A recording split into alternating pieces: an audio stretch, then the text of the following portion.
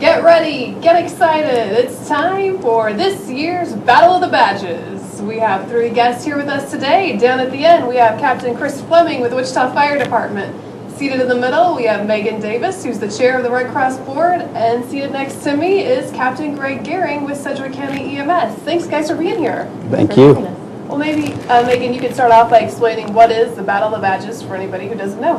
Battle of the Badges is an annual blood drive that we've turned into a competition between law enforcement, the fire department, and EMS.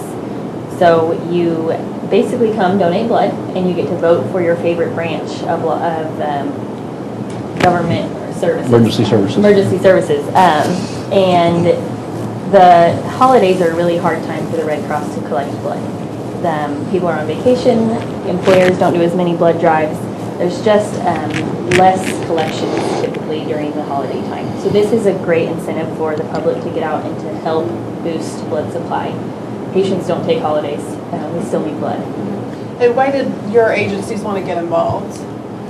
Well, for us, we see it on the front lines every day of folks that need blood and blood products, not only from traumatic injuries, but also a lot of medical conditions. And cancer is one of the big ones that requires a lot of blood and blood products as folks go through chemotherapy. So it's something that our medics and EMTs see every day, and working alongside fire and PD every day, helping folks and trying to make a difference in their lives and their health care. It was a natural fit for us to get involved and try to increase blood donations during this time of year.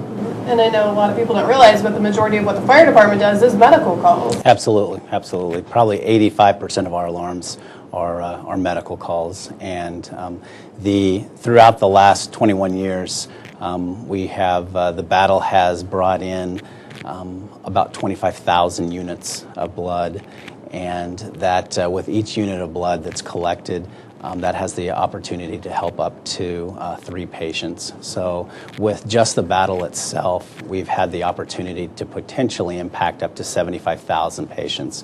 So, it's a fun competition. The fire department, here's Bob, the fireman.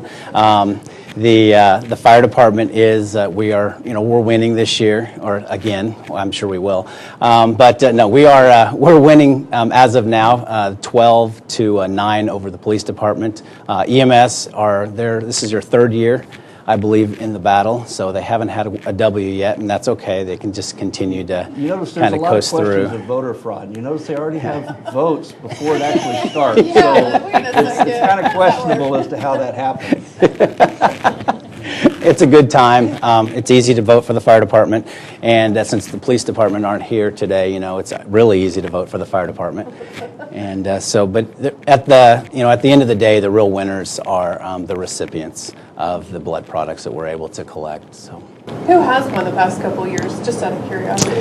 that's a great question. Why don't you go ahead and answer that? Here, let me put that over there for you. Well, as I mentioned, the voter fraud, fire seems to consistently be winning the last couple of years, and we're going to try to put an end to that this year. We'll see how that goes. But, we're the new guys on the block, and the first one's on the ballot in alphabetical order, so it's real easy to just vote EMS and get your T-shirt. So you get a T-shirt when you vote EMS.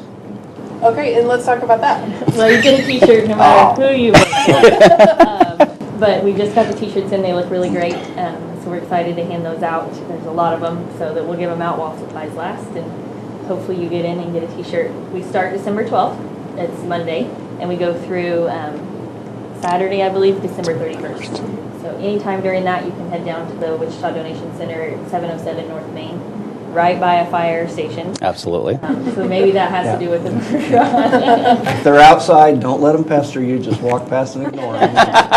So we'd love to see you anytime from the 12th through the 31st. Who are good candidates to give blood? That's a great question. It's really a person-by-person situation. So there's a couple medical questions that you have to answer to make sure you aren't on a medication that deters you from donating blood. There's a couple locations that you've traveled to in the last year that are not allowed.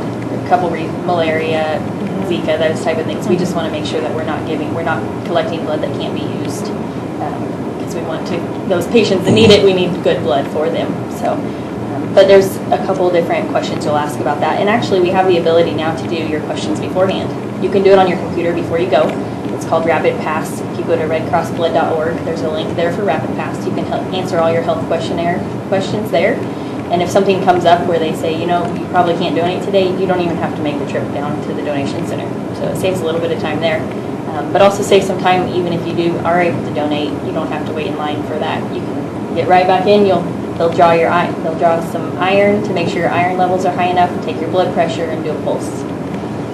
And they have, in recent years, they've eased those restrictions.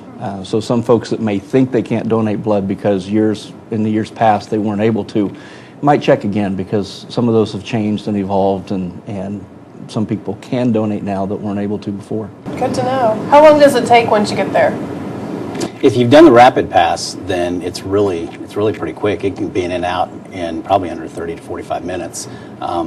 If you don't do the Rapid Pass, then it takes you about 15 to 20 minutes answering the questions and then sitting with the person that has to go through everything. So if you go to, again, redcrossblood.org and go through the Rapid Pass, that really saves a lot of time.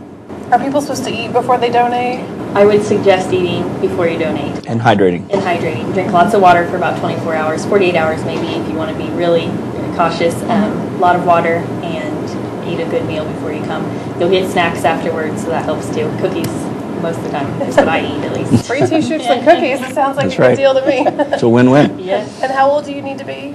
That's a great question. 16. With parental consent. 17 without parental consent. All right, let's hear your campaign speeches on why people should vote for each of your agencies, and of course not the police department since they're not here. Yeah, unfortunately.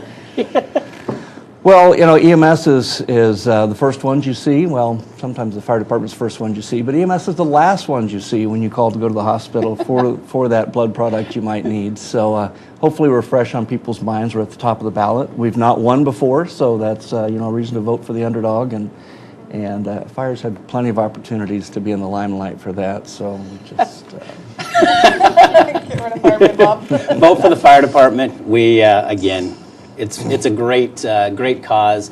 Just get out and donate blood, and vote for the fire department. Again, it's an easy choice.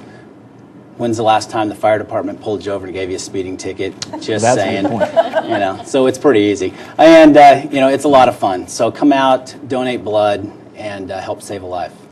There's been a lot of bad taste in people's mouths about voting recently, and this is one instance where, bottom line, really doesn't matter who you vote for. Mm-hmm. Everyone's a winner in this deal. So the patients are definitely a winner, and that's a great feeling to know that you can go in and give maybe the most important gift you give this year, and it costs you absolutely nothing. Very well said.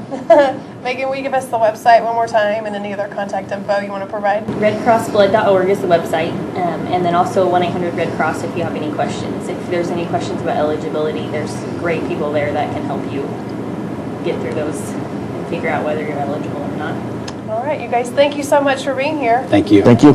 And thank you for watching. We encourage you to get out and donate blood, and I look forward to seeing who's going to win this year's competition. Thanks for watching.